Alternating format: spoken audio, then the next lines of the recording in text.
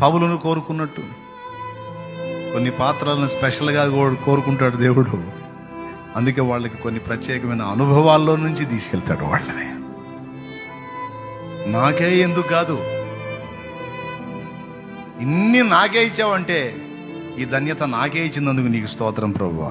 నాకున్న బాధలు ఎవరికీ లేవని నువ్వు అనుకునే పని అయితే నీకున్న ధన్యత కూడా ఎవరికి లేదని దేవుని స్తుతించు. ఎందుకంటే ఆయన స్పెషల్గా నీ మీద వర్క్ చేస్తున్నాడు.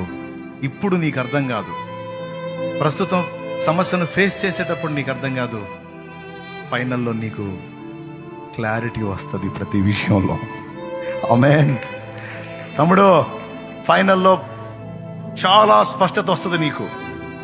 ప్రస్తుతానికి దీన మనస్కుడివై, దీన మనస్కురాలివై ఆ బలీయమైన చేతి కింద, ఆ నీతి సూర్యుని చేతి కింద దీన మనస్కుడివై, దీన మనస్కురాలివై నిన్ను నువ్వు తగ్గించుకొని అప్పచెప్పుకో.